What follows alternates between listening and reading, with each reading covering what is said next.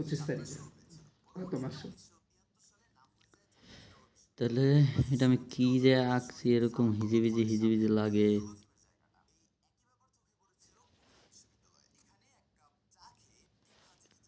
আচ্ছা, এনে প্রশ্নটা কি? ও আচ্ছা, এই যে এনে একটা ভোল্টেজ সোর্স, এনে একটা ভোল্টেজ সোর্স, মানে একই নোডে এই যে একই নোডের মধ্যে দুইটা ভোল্টেজ সোর্স, এই কারণে এটা সুপার নোডাল। তার মানে সুপার নোডাল করতে হইলে তাহলে আমাদের যেটা করতে হবে, এই সুপার নোডাল জানি কি বলে, এই সুপার নোডে আমাদের একটা কেবিএল ফলাইতে হবে এবং কেসিএল ফলাইতে হবে।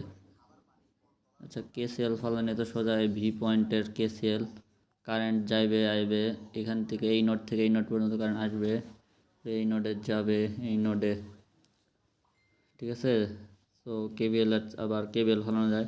কেবিএল হলো গিয়া, তাহলে কেবিএলটা কীভাবে ফেলায়, কেবিএল ফলানোর নিয়মটা হলো গিয়া, তাহলে এক ভোল্টেজ সোর্স থেকে আর এক ভোল্টেজ সোর্সে, রাইট নাকি V2 V3 V2 কেবিএল আর সুপার নোড। আমি তাহলে তো এই দিকেও ফেলাইতে পারতাম, কারেন্টের ডিরেকশন জনিত কিছু কি দিছি, কারেন্টের ডিরেকশন জনিত কিছু দিতেছি না, আমি করছি V2 - V3, তাহলে -20 ওটা গিয়ে প্লাস হয়ে গেছে, তাহলে এদিক গেছে।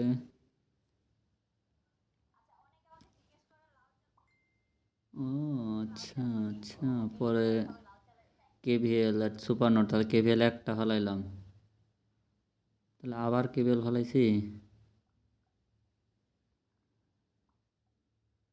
আবার কেবিএল ফলাইছি, আবার কেবিএল ফলাই কি করলাম নেই, এবার V2 - V1 দুইটাই এই গেল গা।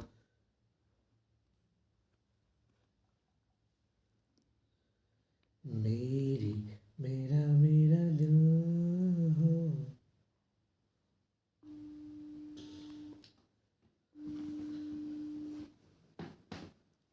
আবার V2 - V1, তাহলে মাইনাস ভিটে মাইনাস না প্লাস, ও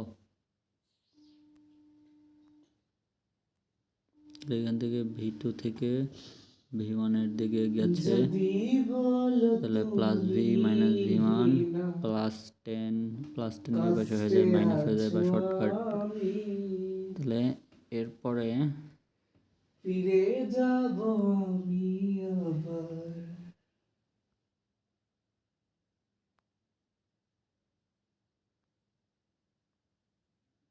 সার্কিটটা আবার আঁকলাম, KCL@V1 দিলাম, KCL@V1 তাহলে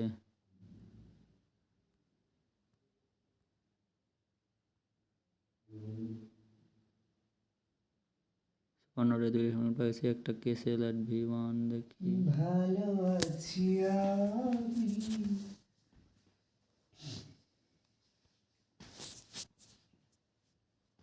There is no alternative to the hard working.